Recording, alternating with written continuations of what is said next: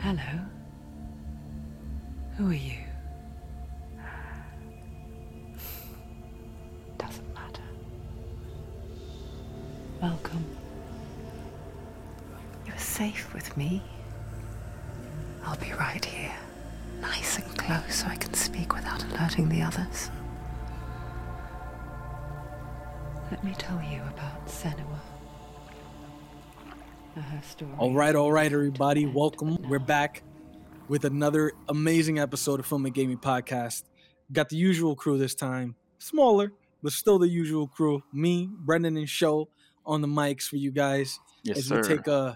we take a crazy trip this time to 8th century Celtic and Norse mythology as we dive into what was probably the most psychotic game ever made. This is a journey deep into darkness.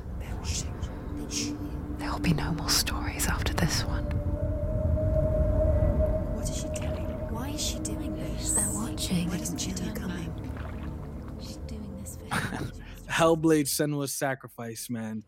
That game is it reveled in the minds of a lot of people for a long time. I'm very excited to talk about this game. This is definitely, I was a little late to the party with this game. I didn't play it for the first time until probably the very beginning of the pandemic. So it was April of 2020, probably when the game came out. I think it was 2017 or something like that, I believe. 2018. And 2018. Mm-hmm. And yeah. PlayStation exclusive at the time.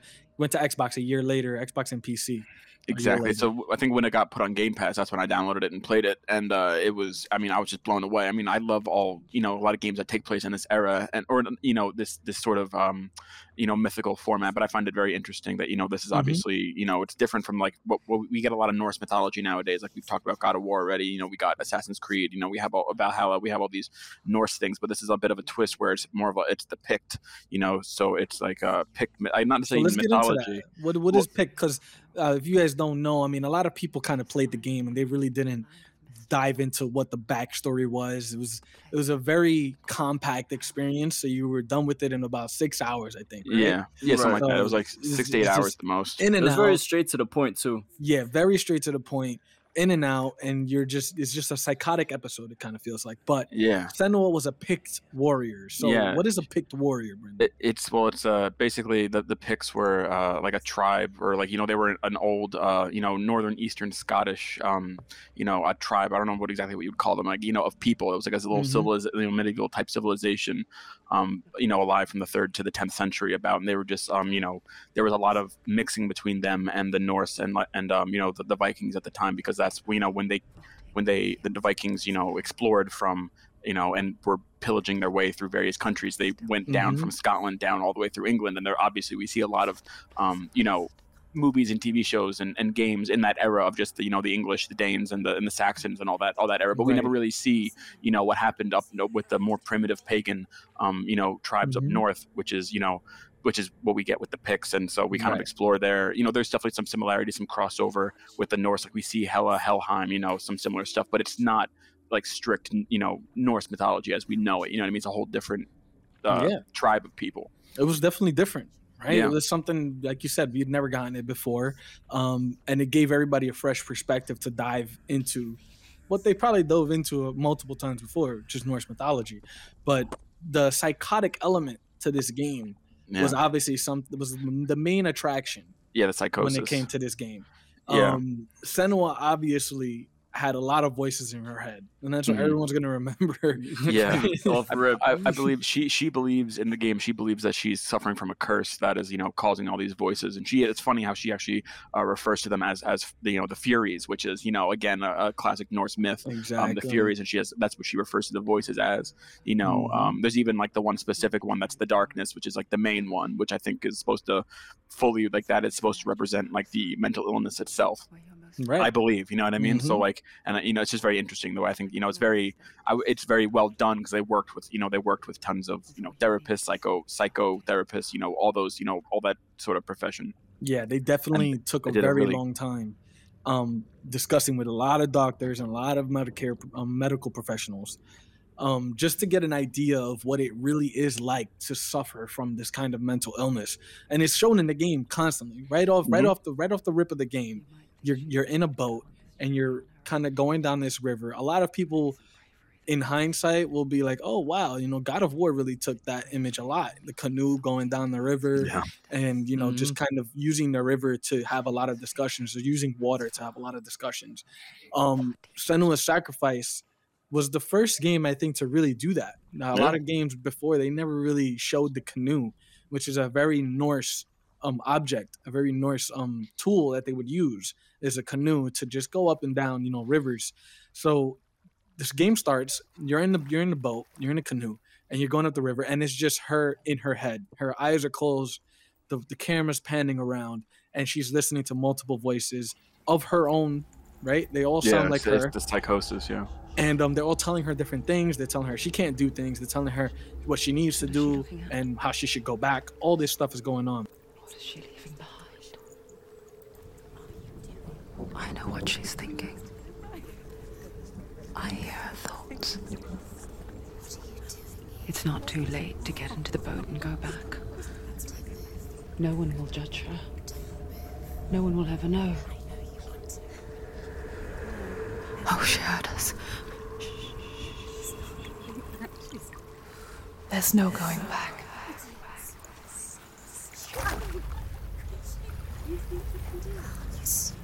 can't do it. Senua pushes away a world that conspired to cause so much suffering. But at the precipice of everything is the fact that she lost the love of her life, which is Dillian. Right? Yeah. Dillian or Dylan? Dillian. Yeah.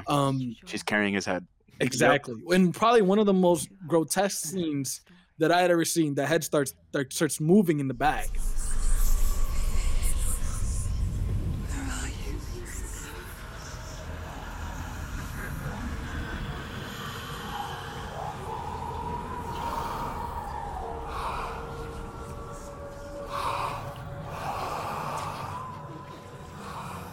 I hear you.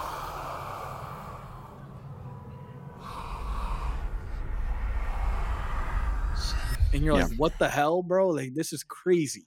But again, it's all in her head. As you realize, as you go through the game, you're like, wow, this girl really is crazy. Like, she's going through all of this and there's nothing going on. There's nothing around her, probably, right? Yeah, it's not actually there. So the journey is her going to hell to try to retrieve the soul of the love of her life, because he was killed. He had died from disease, right? Or what was it that he died from? Actually, no, he was sacrificed. Oh, that's right. Yes, that is right. That they is something I sacrificed forgot, them. Yeah, they sacrificed them with the blood eagle, bro. Wow. That's a horrendous way to lose somebody. Yes. If y'all haven't heard of the blood eagle, just look it up on Vikings, and the show kind of like shows you what it is. That is a good show. Brutal as hell, dude. So, all right, that's pretty. I mean, that probably explains a lot in terms of the trauma she probably received. It doesn't, because what they do is they like crack your ribs, and I think they're cracking it. What is it, from like the front to back? Mm-hmm. Like they're pulling it out your back, I believe, and basically they hang your lungs over the open rib cage from your back. Yeah, and it looks like wings. Wings, yeah, it looks like wings. I was gonna say it looks like wings. Yeah. So they call it the blood eagle, and obviously they're doing this while you're still alive. Yep. Oh my god. Then you suffocate, I believe. Yeah. Mm-hmm. How it works. Yeah.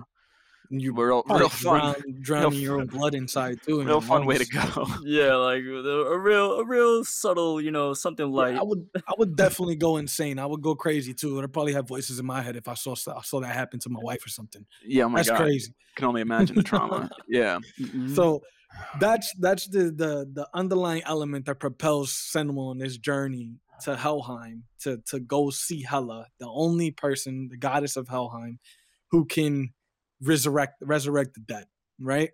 And she's the only way, but she has to go through a multitude of different bosses, right?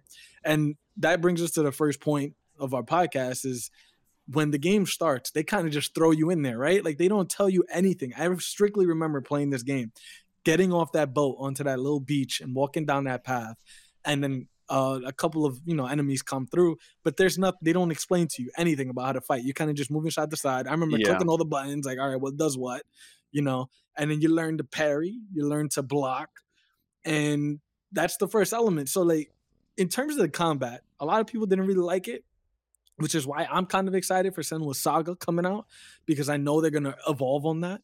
But I know you guys can attest to it too. That gameplay was very repetitive. but it was still like meaty and good in a way. You know what I mean? It was weird. It kept you coming back because it was a short experience. You knew it was short. Everyone was talking about how short it was. So you kind of pushed through, even though it was repetitive. But you still enjoyed it. You know, you had the roll. There was a roll. There was a kick. And you had your sword. And you had blocking, parrying. And then you had a focus technique.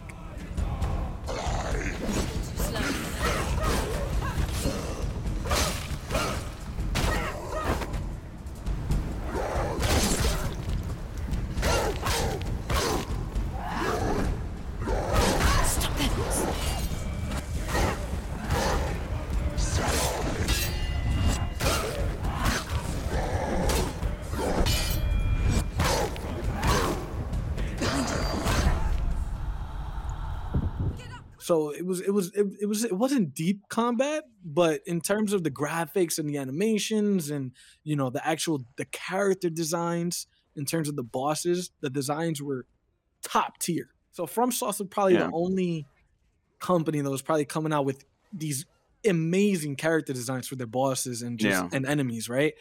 They really got creative when it came to Valraven, the enemy you would find, when it came to Sorter. And then obviously at the end, there's a crazy scene that Brennan always likes to talk about. Oh yeah, I forget his name. There's like there's that big, huge like giant guy that's just like reaching his arm across you on like the bridge while you're just like trying to like dodge rolling and trying to get close to it and stuff. And it's like this just like big, huge behemoth motherfucker. And it's like I just remember iconic moment. I just remember being like in awe, like holy shit. I'm like this is insane. The source of the darkness. It's coming. This is your moment.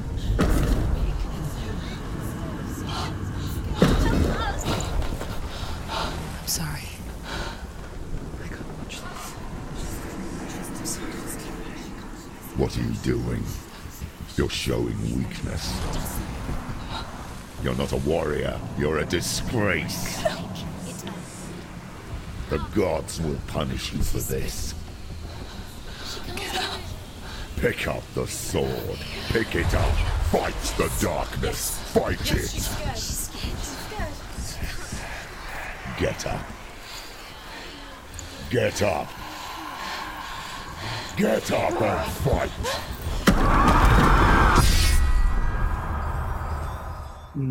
So Ninja Theory really went in on this game in terms of, all right, we don't have a lot of budget. We don't have a lot of people. Obviously, I don't know if everybody knows, but if you guys search it up online, there's 20 people they used to make this game.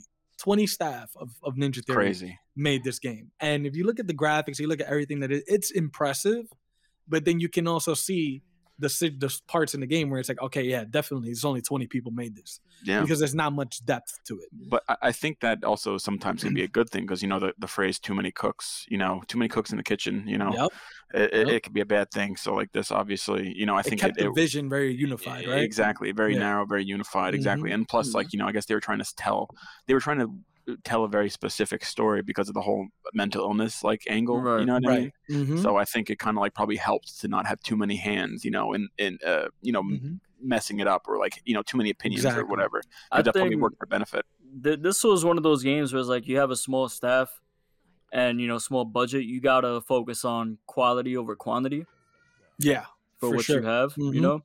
And I feel like even though the combat was kind of, you know, like you said, straightforward and it's not much and it's not in depth like that, it's still good enough to hold through, you know. And the game isn't about the combat, you know what I mean? It's more about the puzzle, it's more about the story, it's more about the exploration and the exposition and stuff like that. I think the combat is more there just to break up the monotony of like, you know, not doing the same thing the whole time. But it's like, you know, the combat is kind of like the it's icing. It's just the icing on top. And my favorite part of the combat, I will say, is definitely the fact that, like, you know, you have the voices in your head while you're fighting and they're like behind you and you like turn around and like, you know, you like block it and it makes the fighting to be like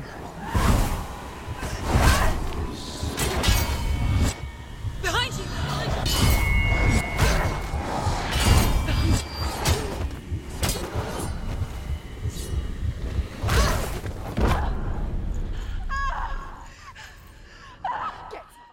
But then it's also amazing. I really like again how they play into the mental illness aspect and how sometimes towards at least some parts of the game when you're kind of like spiraling more so into like, you know, being you know, not understand. Yeah, exactly. That you like the voices will tell you there's something behind you and you'll turn around to block and there's nothing there. You know what I mean? That's what I was going to bring up. There are a lot of times those voices lie to you, man. Yeah. I remember playing that game and they would be like, oh, behind you, to the left, or whatever they would say. And like you said, you turn around and there'd be nothing there. And you're just like, oh, crap. Terrified. And now behind you, the enemy that you decided to ignore to listen to this voice is slicing you up. Yeah, right? they got a perfect opportunity. So that brings us, I guess, to this next point, right? It was, I believe, in my opinion, this is one of the most criminally underrated games of the last generation. 100%. Right? Of course, slept on. Well, that's all it needed to do. It did very well critically. Like Metacritic score, it's got a Metacritic score of 88. You know, it's got IGN gave it a 9, Game Informer gave it an 8. Like it's got a pretty solid, you know, reviews across the board. But I think it was just there wasn't that much word of mouth or advertising behind it, because it's an indie studio putting out a AAA game. That was that was the main hype behind it. So if you weren't like that up to date with the industry itself or like the news in that sort of sense, like it kind of fell under your radar. You know, I remember hearing about this game from people like, you know, when it came out, saying it was really good. But I remember even thinking to myself, because I hadn't seen anyone talking about it. I hadn't seen any buzz online. I never saw a trailer. I never saw anything. And I was like, how good can it be if I didn't see any of that shit? So I slept on it for like years. That's why. And then I finally picked it up because finally I literally heard too much. I was like, all right, I got to try this. And then I was like, oh wait, wow, this is amazing. Right. See, speaking of advertisement and marketing, now there's a thing that I don't know if a lot of people heard about this, but I know because I've just been around like media stuff, at least for a good amount of time to know. It's a theory that the more marketing something has, clearly it's trash. Yeah. The less marketing something has, it's a gem. That's usually the rhetoric. Yeah, and that's the thing. People forget about that. Because confidence, less marketing equals more confidence. And on top of that, like, obviously, you know, more marketing, okay, yeah, a lot of people are seeing it. Of course they're going to go out and watch it. But then it's going to end up being dog shit. Yeah. Like, I feel like Uncharted, like the movie, not the game, talking about the movie. It had a whole bunch of, like, marketing, right? At least a good amount, I believe. But then when you look at people that played the game, it was just like, yeah, nah, the movie's fucking weak compared to, like, the game, you know? So when it comes to like that situation, it's definitely like you said, an indie game company making like a AAA game, and the fact that it was quality. I think one of the main problems with it was that it was an exclusive for that first year. When did it come out? 2017, 2018? When did this game come out? Yeah.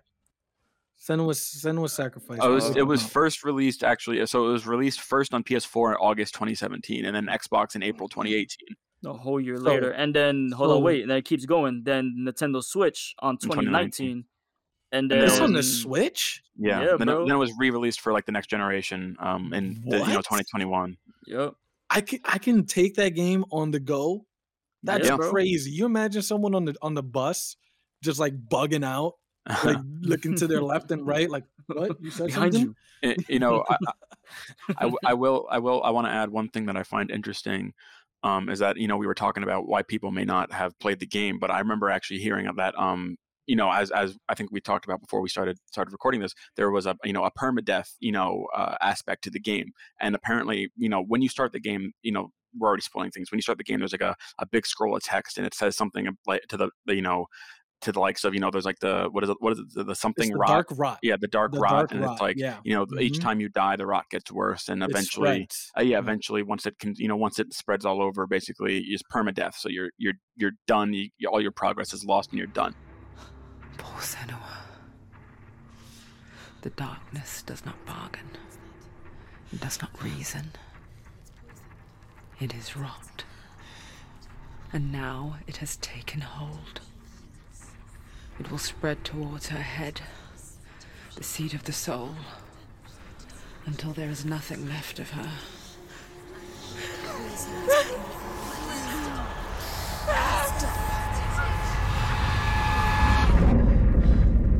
All of her suffering will have been for nothing. It's just a matter of time.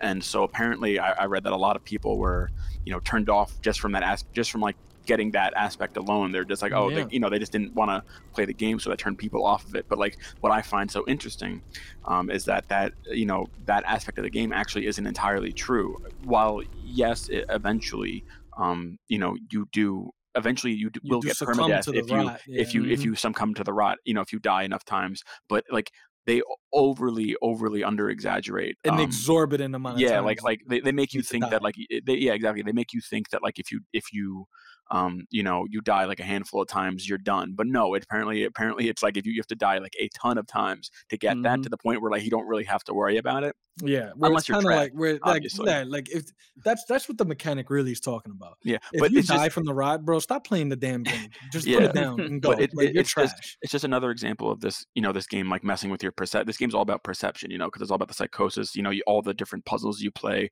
are all in relation to your perception. And it's the same thing. It's just another thing they're trying to like skew. They don't want you to trust anything. You know what I mean? Yeah. That's the whole thing. They don't want you to. Genius, if you think about it. I mean, obviously, hindsight 2020. A lot of people during the game. This is the thing about this game is that this is the kind of game, because of how short it is and how repetitive the gameplay may be or whatever it is. This is the kind of game where you need to be a deep thinker. You need to be that kind of gamer. You know what I mean? You need to be a gamer that really loves the story of a game and really loves what the intricacies of a game is. Not just a game where you can't be a Call of Duty player, you can't be a Fortnite player, you can't be any kind of those players and then come into this game, because you won't appreciate the value of what's going on. Right. You'll ignore all the voices. You'll just go straight to the boss and you'll just like go just slash and that's it. And you'll be done with the game. You're like, oh, that was whack. You need to really have some substance in your thought to really understand what's happening in the game. Yeah. Then you can really appreciate it. It's that type of game too, though. Whereas like if you played, let's see, like Control. You ever play Control? Yes, I know that game. Okay, so it's like they throw you in the game. They don't explain what's going on. You just got to figure it out as you play and progress.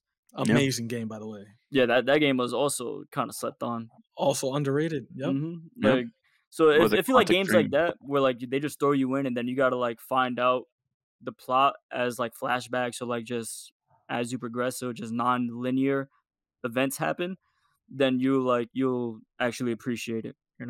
Yeah. And I will say though, I am very glad that the game at least got like we said, it was critically acclaimed, but it also won a number of awards at the Game Awards that year. It didn't win, but it was nominated for Best Narrative. But it did win Best Audio Design. It won Best Performance and Best Best like motion Independent. Capture? Oh, what? I was gonna say motion capture. Oh no, Best Independent Game and Games for Impact. I'm guessing. Yeah, whatever because that means. it was it really brought to the forefront the mental illness aspect of life for a lot of people on this planet, and there were a lot of people who had slight versions of this mental illness, or they would be going and they would play the game.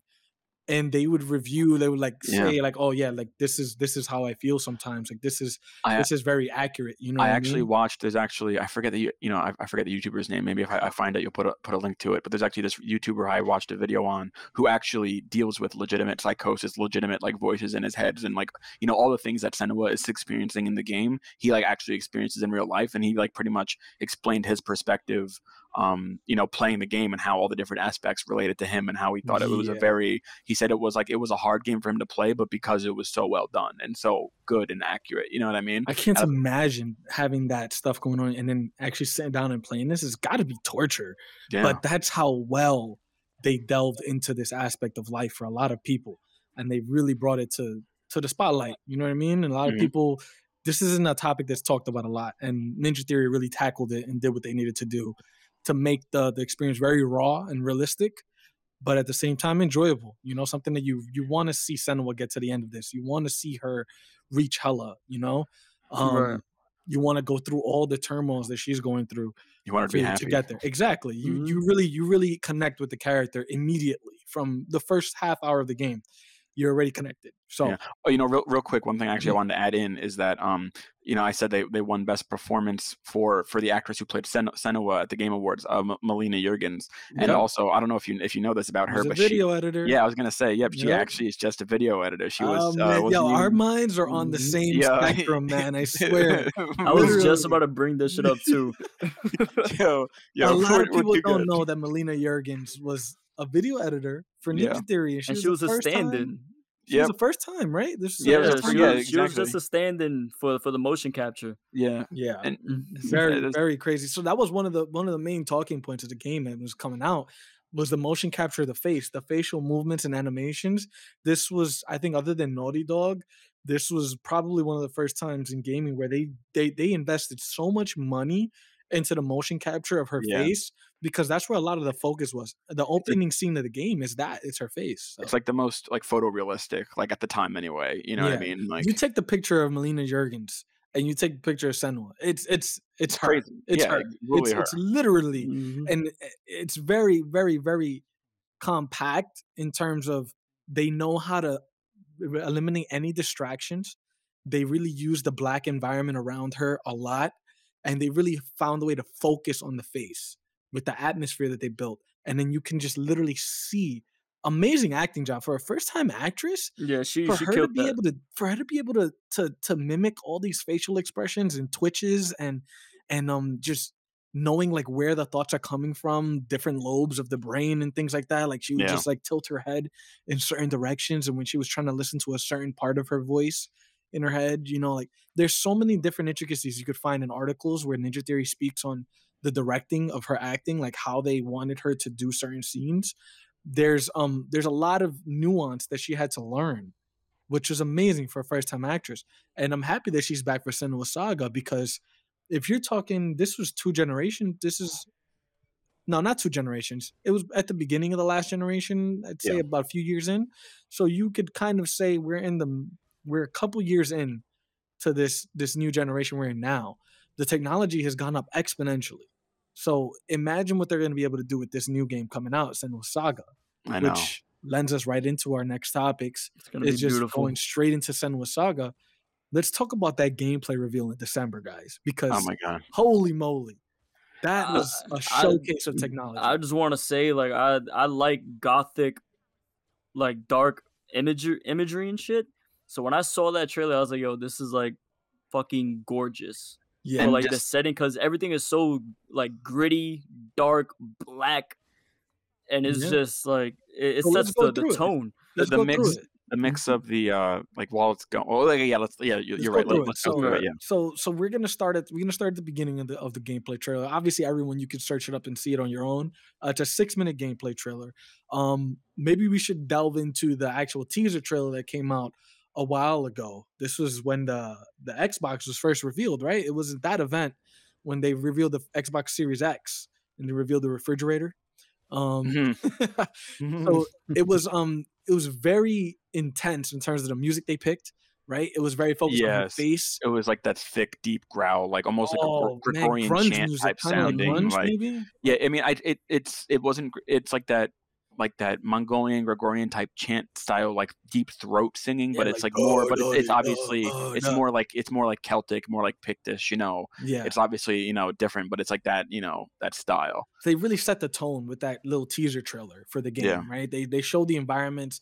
They obviously were. It's going to be on Unreal Engine 5, correct? Yes. It's being made. So they obviously showed the photogrammetry of everything in terms of the engine and how it's able to create all these millions and millions of triangles. And they showed like, this very dry mountaintop area where it's like a plateau, but it's very high up. They showed a volcano. They showed water, right? They showed all these things. Obviously, the environment's going to be amazing. But that was just the teaser trailer. Then in December, they released the first gameplay view, right? Yeah. Which is it's very, again, a very compact, short experience, but you get to see what the evolution of Senua's psychosis has become. Yeah. Well, if anything, it looks like she's gotten stronger, more capable. That she's taking control. I mean, she's gotten more nuts. It's hard. I mean, I don't know. That's questionable because in the trailer, she's like leading. It starts off, with her like standing amongst the group of men. It seems like she's leading. She's not alone anymore. Yeah. I mean, we know the game takes place in Iceland. From what they've told us, the game takes place in Iceland. So I'm assuming she's there. She's with her. This would be her the group of men. Midgard. This would be Midgard in a sense, because again, it's a mix. It's not necessarily. It could just be Iceland, and they showed a lot of Icelandic pictures in terms of the teaser trailer as well, and like the runic symbols and whatnot. Yes, exactly. So it starts off with her on this beach, and I think I think it picks up right where the teaser trailer ends, because if you remember, pretty much. she's chanting to herself or chanting to people, getting them riled up, her tribe, right? And the gameplay trailer picks up looking at her face. The and same it song, honestly, by the way. yeah, it honestly looks like she just finished singing. I think it was the same location too. It's the same location. It's right on that beach. Even though the teaser trailer had multiple locations, but the part where she's chanting, it's right there. It's on that beach. There's all those pikes on each side of her, and there's people around her, right? And they immediately start running towards this cave. And it's very, very cinematic and interweaves itself. So what do you guys think about that section? I mean, I think it's a good solid build up. You know, it's kind of like, I mean, they're kind of like, you know, doing the slow approach at first, and they're getting closer, and then, you know, because, you know, we don't know yet what exactly is in there, but they're, you know, they're clearly, you know, preparing for a fight with something. Yeah, which I believe Dillian, his influence on her mindset and her psychosis, it's just much more prevalent now. Yeah, which is probably why you see those huge humanoid figures. In well, both I think the teaser and now this trailer. Now, I think I don't know necessarily that the psychosis will play less into this, but I don't know if it'll be as much of a burden, because it seems like she's more at peace, and she seems like she has more like a stronger will, especially with the last game ended with her kind of like finding a little bit of peace in, like, you know, Dillian's death and whatnot. And yeah, I mean, there could be you could look at both sides of it, right? So you could look at it as if she's obviously found more peace now. She's a lot more I guess contained in terms of her psychosis, and maybe now she's more experienced, gets battle hardened, and she's brought that back to her tribe in a way, and she's kind of, you know, moved forward, and now she's, hey, I wanna go on this. But at the same time, everything is so surreal.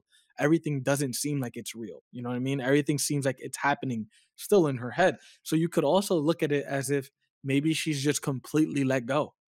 You know? Yeah. Maybe she's just completely dived in to this reality that she's created. You know? I mean, that's definitely true. I just don't know the way the last game ended. I don't know if it would propel right into that. I feel like from what it looks like to me is like that she's trying to, like, you know, lead this crew. You know, when they finally do get into the cave, they encounter this just another big, huge, giant motherfucker, just like a big dude. Yeah, just like a big old dude. And they start, you know, throwing spears at him, trying to light him on fire. They just kind of start fighting with him. Basically, we don't really get the context behind it. But clearly they're trying to take him. But you know, and the whole time she's going in there, she's kind of hearing the voices in her head, but they're kind of like, you know, helping and guiding. And I mean, the thing is, though, I know they've talked a lot about in this game how they're not trying to normalize or make it seem like mental illness is a good thing. I don't think they're going to try and make it be like, oh, the psychosis is good now, the voices only help, because that's not that's not how it works, you know. That's the hard part about a sequel. Yeah, you know? Yeah, it's like, where do you go? Because I feel like I do agree with you, actually, in terms of if they're making a sequel and they want to continue this story, they can't stay in that realm of her being, they can use it can still be there, but if they want to continue a story with her and have her in this tribe and have enemies and, you know, an ultimate, you know, bad guy, there's got to be a way for them to humanize her a little bit and bring her back to reality in a sense. And not have everything seem so ambiguous and so, you know, up in the air in terms of what's real and what's not. Maybe there's a lot more that's real now, you know, like you said, and it's just a way of them moving the story forward and now using this IP to now create a world, you know, where they can create games going forward. So I feel like that's definitely something they could be looking into in terms of moving the story forward. They can't stay in that same realm forever. But it's very interesting because they could go back and forth between the realms of, you know, Helheim and where she was, and maybe the PTSD from that experience that she had in the first game could show up. Again, they haven't shown much about this game. This is all we've gotten. They're they real haven't even tight-lipped. spoken on it really that much, which it lends intrigue, but it can also cultivate the same environment that happened with the first game in terms of it's going to get released, and, you know, some people will play it and they'll say they'll speak worlds about it. You know, it's an amazing game, so good, you know, but if they really want some traction, they got to give us some more. You know what I mean? Yeah. They got to do something. Give us something that explains to us what's going on, right? In the first game, we went into the game not knowing, and we ended the game not knowing what was Yeah, going on. it leaves you on a cliffhanger. Or they're gonna just keep giving us little bits like and little have subtle hints. people like us just continue gamers to are hype by greedy. talking We're about greedy. it. We're greedy Yeah. fuckers, man. Yeah, And no, they- but at the same time, it's like I think when it comes to gamers, like we just want to know exactly what we just went through, you know. Mm-hmm. So like with the end of this game, it's like okay, she forgives herself, I guess, to an extent, but then she like tells you to walk with her, and she's like, oh, we're not done with there's more to the story, and it just like ends. But well, what was this story this whole time? I don't know what was real. I don't know what was fake. I'm lost right now. Well, I mean, the end of the game ends with her. What is it? She banishes she quote unquote banishes the darkness from her soul, but she accepts the Furies. So like the bad part of like, I guess, but that's kind of like how it's kind of perceived by her, is that she got rid of the dark part and is left with the Furies. But I feel like if they're gonna play this realistically, then like I feel like you can't have one without the other. You know what I mean? Yeah, exactly. Like maybe she probably thought that she banished it, but it's probably still there. That probably lends itself into the teaser trailer where she's chanting so dark and so aggressively, right? It's showing that maybe this has consumed her in a way, and we might be delving into a different. Instead of this psychosis of her trying to find the love of her life and resurrect him and stuff like that, maybe now she's kind of just succumbed to these furies and this aggressive nature. And it's just angry. It's just a different story now, right? Completely separate from the first game. They could be doing something like that where they're just doing different adventures for each game in a way, different events in her life. But I know you can look forward to this game surprising a lot of people, because again, they're not giving us much, but they should be giving us tidbits here and there. So let's talk about how the game can evolve, right? One of the main parts from that cinematic trailer was the part where she's running away, right? This beast that they tried to burn kind of wakes up in a way and comes to, in a sense. It's not so out of it anymore, and it starts attacking them, right? It starts coming after them, and they start running, and she's running with her men, and it's just this intense interwoven cinematic scene of her running away, grabbing spears. You turn around, you throw the spear, and you continue to run, and it's just this whole chaotic scene. Yeah, but then were you gonna say something? No.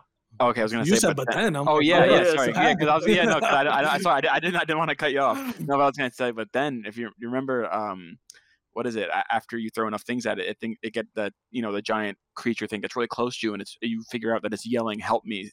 Save me, Senua!" Or like at you, and Senua's like, it knows me. Huge twist. And then the trailer ends. You know what I mean? Yeah, I honestly I want to say that that's Dillian.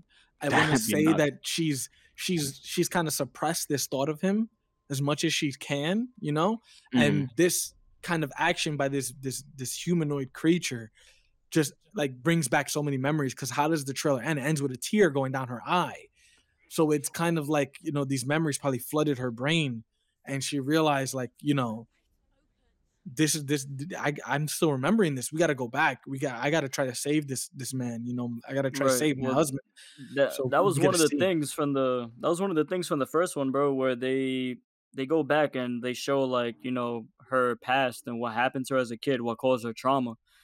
And basically it kind of like, she kind of like suppresses it as like the events, as the event passed by or whatever, she goes through whatever she goes through.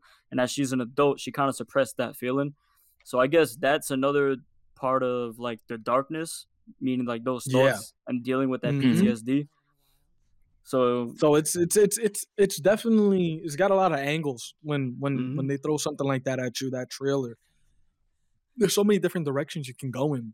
But at the end of the day, all we're looking at is the technology on display, right? The graphics, the way that the way that any company really today is able to weave itself in and out of cinematics and gameplay is just, the line is blurred. The line is no longer there, right?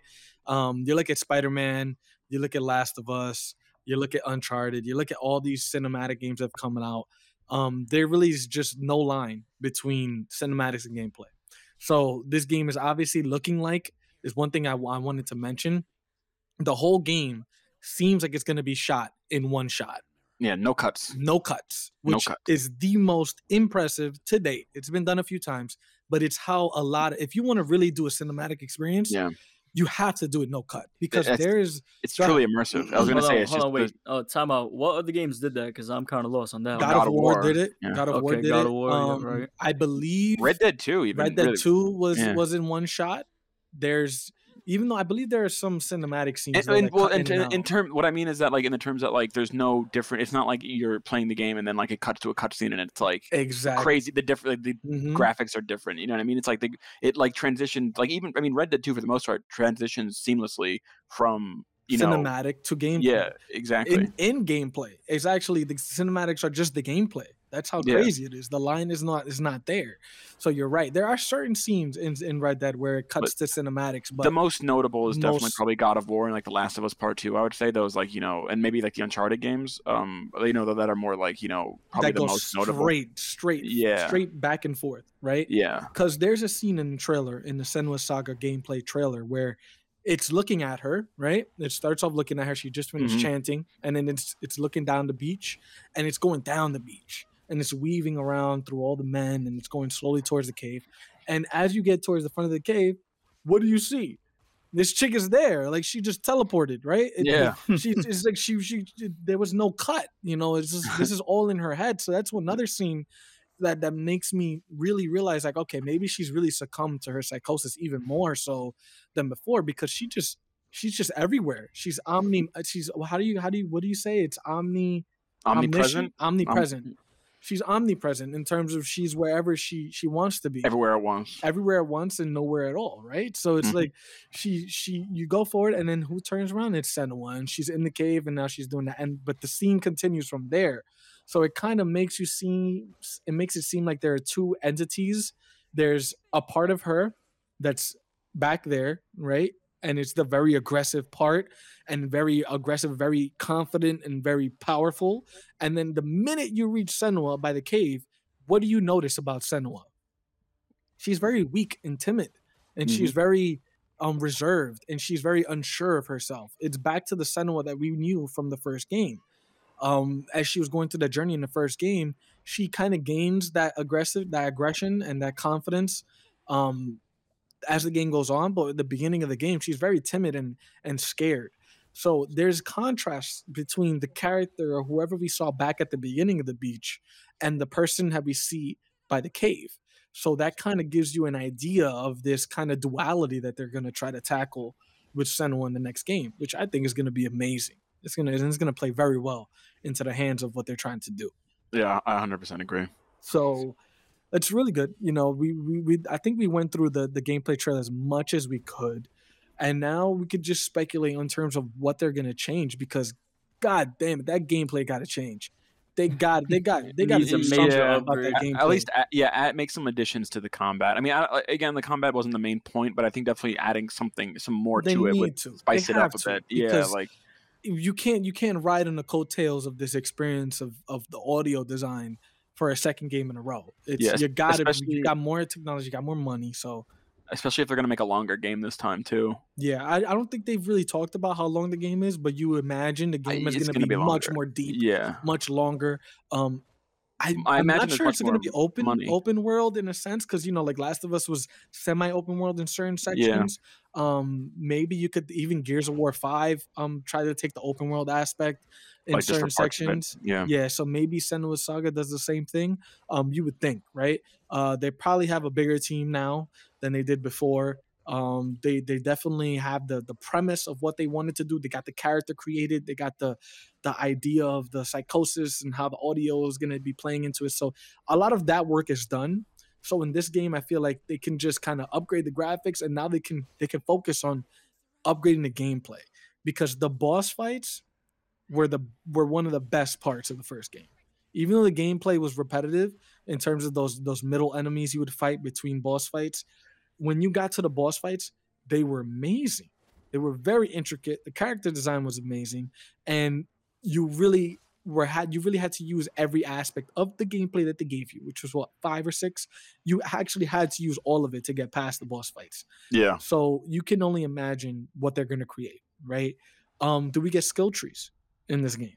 I think there's definitely a potential for it. I don't know. See, I feel like they might. I don't know if they want to like just expand the story and like the depth of things, or like I don't know how much they're going to change up the exact mechanics of like, you know, because that was almost one of the things that people really enjoyed about the game is how it didn't kind of deal with all that like, you know, that upgrading bullshit or like, you know, a lot of like the things you see in like these fantasy RPGs nowadays. You know what I mean? Yeah. That, you know, some people just find just find a bit you know, too tried and tested and like just sort of like, you know, tired of it.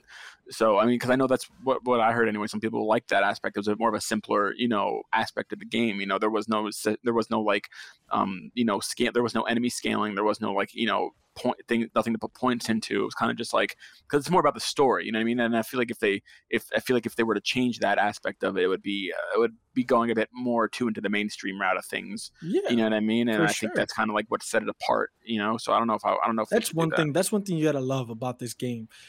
There's no signs anywhere of microtransactions. Right? These are one of those companies that that's just not what they do. Right? This game's gonna come out and it's just gonna be the game. That's it. There's gonna be there might be some cosmetics, there'll be some pre-orders where Ultimate Edition and this and that, which is where I kind of hope they give her more weapons. I kind of hope they have this kind of, I guess if they do something different, they have a loot system where you can explore certain areas and find new weapons, right? And maybe armor in a way.